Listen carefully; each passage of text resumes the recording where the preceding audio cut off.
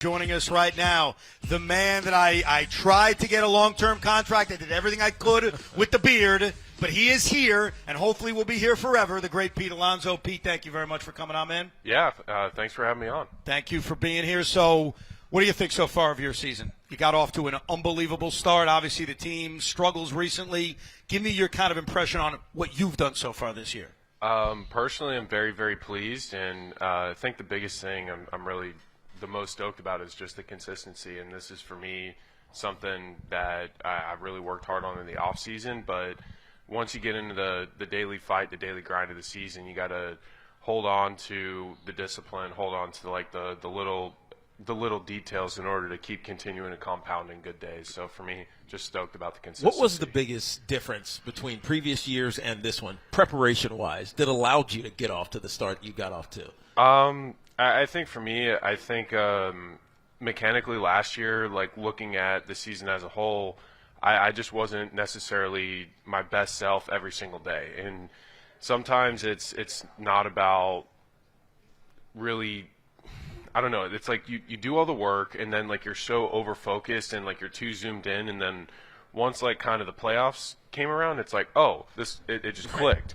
And then it's like I kind of look back and it's like, okay, I want to be this guy, this version of myself every single day. Because like when I look at the playoffs, it's like, wow, that's really in a sense of like who I think I should be, who I think I am as a ball player. And it's like, how do we repeat that every single day? So the workout, the activations and everything, the cage work, everything is like, how do we keep replicating that? Or it's a long season, 162 right. games, but how can I replicate now, that? How hard is that? Because, look, as a football player, we're playing once a week. And right. then we get a bye week in the middle of the season. So it never feels like I was overwhelmed by having to perform.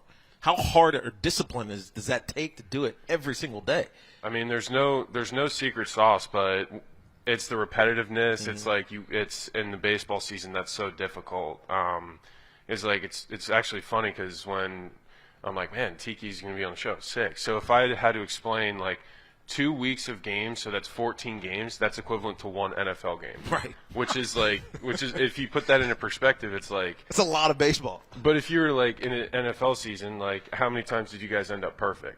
Yeah, very few. So it's like if you lose one game, it's like, okay, we'll bounce back next week, or if we get a bye week, okay, we can regroup, and then we'll get back at it. But baseball, it's like 14 games in the baseball season is equivalent to one right, game. so basically you guys just had a week of – you just lost one game. If this was football. Yes. So how did you come out – how do you think about trying to come out of this as a team? Not you individually, but as a team. By the way, before you continue, I don't think you understand – you saying that means so much to me. I had a fight with my former co-host for 2 weeks when I tried to explain, hey, baseball, every game is football. It's like 2 weeks. And he thought I was an idiot. So hearing you on WFAN explain the baseball football equivalence. It's just a way to relate, Evan. Thank you. No, I made the point for 2 years. I got yelled at. Now Pete's made it. Thank you, Pete. Now please continue your question. I apologize. No, you that just meant a lot to me. The team has been struggling Right, lately. they struggled. So you basically lost the game in football terms, but you're starting to turn it around because you won a game last night. It was pretty convincing fashion. But as a team, how do you get through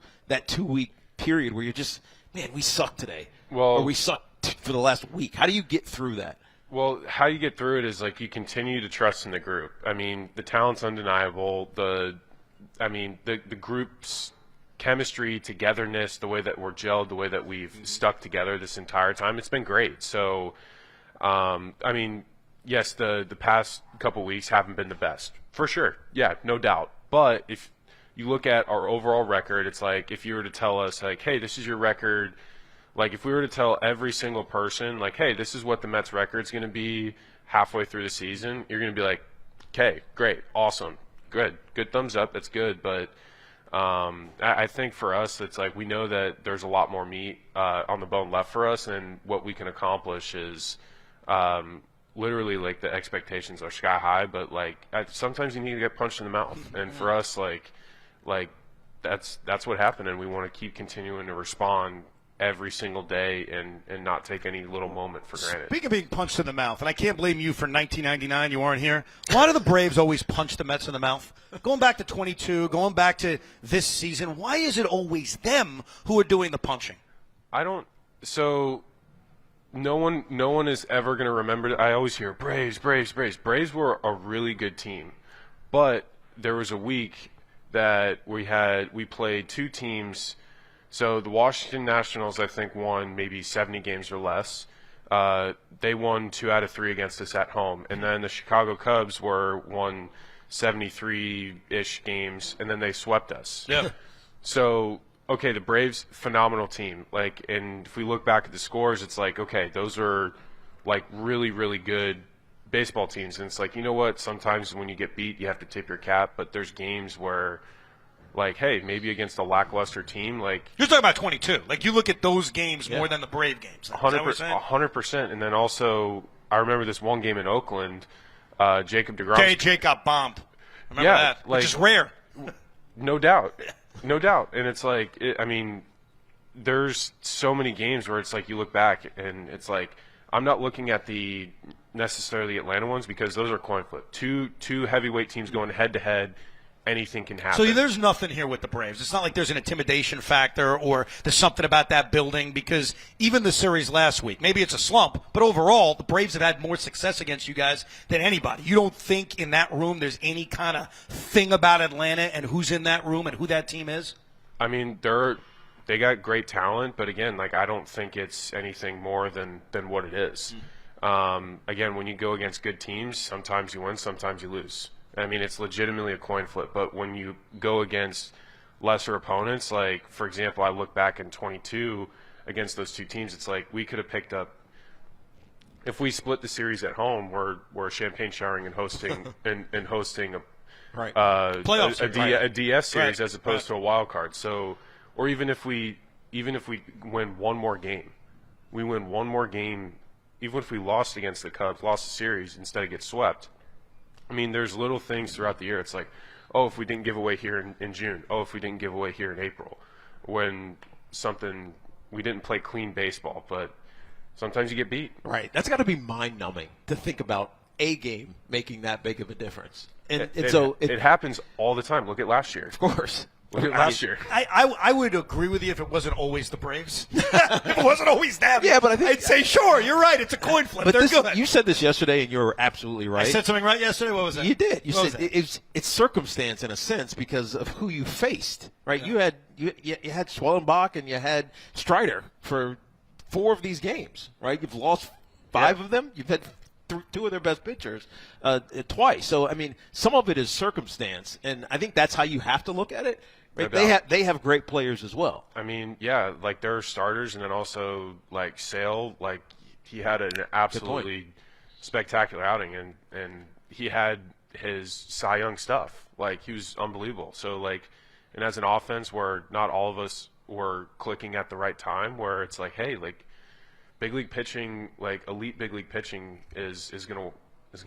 Right. Let me ask you something about that happen. because Evan and I have talked about this a couple of times. How it feels like the pitching early in the season was so dominant. I mean, you lead in the league in ERA, really team ERA, just including the bullpen, and it felt like, man, the pitching is carrying this team. I know Juan Soto's not hitting, Pete's doing great, but eventually the bats are going to have to wake up. The bats are going to have to take their cues when the pitching kind of falls off a little bit.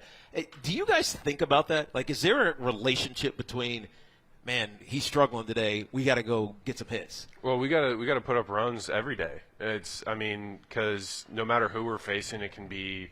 I mean, it's the big leagues. Anyone can go get you at any single time. So no matter who we're facing, like it could be anybody, and they're in the big leagues for a reason because they got the best stuff in the world. So yeah, we're motivated to score runs every single day. Do you think you're getting the same pitches to hit over the last 3 weeks as you got earlier this season?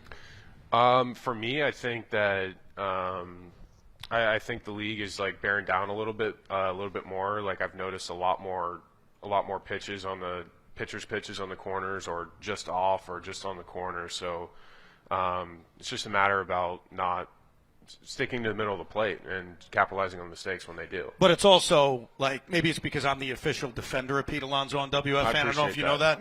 But my excuse has been I don't want to knock your teammates too much. I'll do it. You don't have to say it. You got crap behind you. No one's protecting you, which is why in spring training I said, Pete, they should hit you second. Let Soto hit behind you. Don't you think you would benefit from getting a little bit more protection? No offense to McNeil. He's fine, whatever. But don't you think it would benefit you to get a little bit more protection in your lineup, and that my idea was right, and you should bat second ahead of Juan Soto? Well, I mean, I think Jeff has got over a 900 OPS from the second half on, so like Jeff's been doing it. And I think for me, regardless of where I'm at in the lineup, like for me, they don't want to miss over the plate because it's like, okay, like there's like for us, it's like, okay, like me and Juan, no matter where we're at in the lineup, like they're gonna be like, okay, we're not going to allow these guys to put the ball in play because these guys can leave in the park at any time. Like Francisco's the same way. When Nemo is hitting the ball like the way he has been, when he's hitting the ball, it's hit hard and far. So it's just how the game is. It's like no pitcher wants to just lay something in the zone because like we have a lineup, a deep lineup where like if the ball's put in play, it's put in play hard. Chances are it's probably going to go over the wall. So just so you know, Evan asked that exact question of Mendy at the beginning of the season, and he looked at him like he had three heads. Yeah, he didn't like my idea. He said no flat out. Yeah. Do you remember what you said? You said you wanted to lead off. That's what you said. I'd say, hey, Have you ever led off in your life? Yeah. Really? Yeah, it was like AAU game. Somebody forgot their jersey, and then their parents went home. And how did you do? Oh, it was great. I got first pitch heater, hit a whack the double. It was great. I mean, maybe you're right. Maybe you should lead off. First pitch heater right there. Hey, Team great. Slumps, you may try something like that. Well, you won't try what Tommy suggested yesterday. Tommy had this wacky idea yesterday to play zone offense with the Mets lineup. So that means either you, Lindor, or Juan Soto hitting leadoff, one of the other two hitting fourth, and the last one hitting eighth or seventh. Yeah, it's a terrible idea, Pete. I know. Is that a terrible idea as everybody thought it was yesterday, or is there some merit to it? Nobody would have thought that, like, Shohei Ohtani would be leading off. Now, Pete, before you answer, I'm Tommy. Yeah. So just know before you answer. So when Evan says he hates it, he means he secretly likes it. No, I don't. Tiki loved the idea yesterday. I was like, why not? You just said you let off before, and this isn't knocking anybody. I'm positive, Tommy. It's just about spreading out. It's not knocking anyone. It's just about seeking a problem and finding a solution. It sounded different when he was. I'm an when idea Pete wasn't man. sitting Pete, next you're to us. allowed to punch him if you want. I It's thrive okay. on enthusiasm, Pete. Come on. He's speechless. Is that a good thing? No. Oh, damn. I have no words. No words? No words. No words. It's that That's dumb. never been suggested. Ever. Maybe just take a little time. Can you pass it along to Mendy for me? Just say, there's this idea. You spread the four best hitters out throughout the lineup. That way, every inning you have one of your It's best not. hitters. It's not coming going to up. work. You get to Tommy. lead off. You got to give this one up. You got to pass this one. Just give him a time to think. No. No? Not even a maybe? That's hard no. Hard no. Thank you very much. We're talking to Pete Alonso from the Cadillac Club as the Mets get set to take on the Atlanta Braves. The last few games, you have made incredible plays. You made a diving play the other night, perfect throw to the pitcher covering. For that little stretch where you had the miscue throws, including the one to Senga, was it ever getting mental or was it just a defensive slump? How do you explain what was going on for that stretch? I mean, for me, the one in New York, I mean, I just zooed it, you know, and sometimes it happens. I probably watched like every angle like in slow motion. I'm like, yeah, my feet were set, my arm angle was good, and then I just zooed it, right? Like, which happens unfortunately, and in that spot it's going to be amplified, and yeah, I mean that was a big moment. Just zooed a routine play. The one to Stanek, I think for me, I could have done a little bit better job of setting my feet. I didn't set my feet there. It's like, okay, that one, it's like, okay, could have set my feet. Senga, that was a tough play in the hole, and I just had to get it to him. He's an athletic guy. So I'm like, okay, get the ball to like his chest area, and then he made a hell of a play. But I think, yeah, it's just a matter about sticking to it, sticking to the routines, even though things didn't go right. a couple times, but again, you just stick to the routine, trust the work that you put in. When he got hurt, you were emotionally broke up a little bit about it. It looked like it on the field, but afterwards, at least from what we heard, his interpreter came and said he probably pulled it running over. That make a difference to you? No, No. because I mean, just being involved and like knowing that, kind of like just being involved in it, knowing that it wasn't a perfect throw. It's like I just still feel, and also I feel bad because like last year he was grinding to get back healthy, and something similar happened where like he was back and then he was hurt and then he came back for the postseason, thankfully. But right. yeah, just from what he's been through at a personal level, like missing a ton of time last year with stuff, and then it's like I just hate to see that for him. But your confidence throwing to first base, all good right now? Yeah, it's great. Yeah, Good. You are about to become a father in a few months. Yes. Congratulations. Congrats, Thank man. you. Have you started breaking down, all right, if the baby's born on this date, I got to get on a plane here. Wait, do you know the sex? Yeah, it's gonna be a boy. Oh, Congratulations. Thank you. You can't tell us the name. That's bad No, luck. I can't do that. Do you have a name? I mean, we probably have a laundry list full. Yes. Like we're probably just gonna end up waiting till he gets here. If you want to go with Evan, I approve it. It's Oh, totally got fine. it. Thank you. He's going to Okay. say, "It looks like me, Junior." He's Junior. Have you thought about the arrival date and where it may fall on the calendar and everything around that? Yeah, I have. Yeah, hopefully we can thread a needle. I mean, hopefully, but again, like there's a thing where it's like, okay, like man makes a plan, God laughs. So we'll see. We'll take it as it comes. I mean, the number one thing I just want first and foremost, I want the safety of my wife and safety of the child. I mean, that's number 1A and 1B priority right there. So however the timing and whatever unfolds, like I mean, it's going to work out. I'm a firm believer that it's going to work out. 100%. Will you be a New York Met for life, Pete?